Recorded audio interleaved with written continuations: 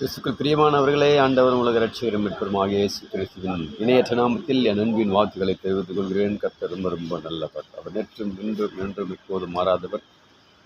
10 மாதமாய் கண்மணி போல காத்து வந்த தேவாதி தேவன் இந்த 11வது மாதத்திலே உண்மையாய் எல்லாவற்றையும் அவர் காத்து வந்த தேவன் இந்த மாதத்திலே இதோ பூட்ட முடியாததை திறக்கிறவரும் திறக்க முடியாததை பூட்டுவருமான அருள்நாதர் இயேசு நம்மோடு கூட இருக்கிறார்.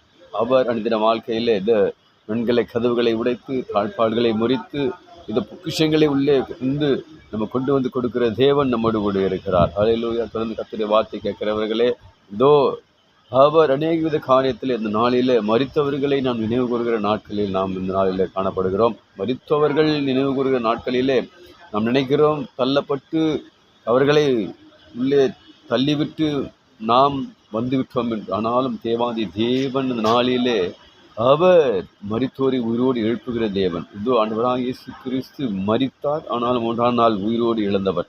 அநேக காரியத்தில் பார்க்கும் இதோ சிறைச்சாலையிலே போடும்போது அவர் உள்ளே போடும்போது அவர் வெளியே கொண்டு வந்தார். எப்படி வந்தார்? ஆண்டவராகிய இயேசு கிறிஸ்து விசுவாசத்திலே அவர் பெருகியிருந்ததினாலே அவர்களை தேவன் ஆவியிலே அவருடைய மனிதர்களை கொண்டு இதோ ஆவியானவருடைய ஆசீர்வாதத்தோடு கொண்டு அவர் வெளியே கொண்டு வந்தார் என்று பார்க்கணும். நம்ம தேவ ஜனமே, அநேக காரியத்திலே நாம் தள்ளப்பட்டு இருக்கலாம், வீழ்த்தப்பட்டு இருக்கலாம். அநேக காரியத்திலே நம்மால் முடியாத சில காரியங்களை அவர் முடிக்கிற தேவனாய் காணப்படுறார். தொடர்ந்து கர்த்தருடைய வார்த்தை கேட்கிறவர்களே, தேவனோடு கூட நாம் சந்திருப்போமானால் அவரோடு கூட வேதத்தை வாசிப்போம், ஜெபிப்போமான கர்த்தர் பெரிய காரியங்களை நாட்களில் செய்ய அவர் போதுமானார். கர்த்தர் உங்களை ஆசீர்வதிப்பாராக. ஆமென், ஆமென், ஆமென்.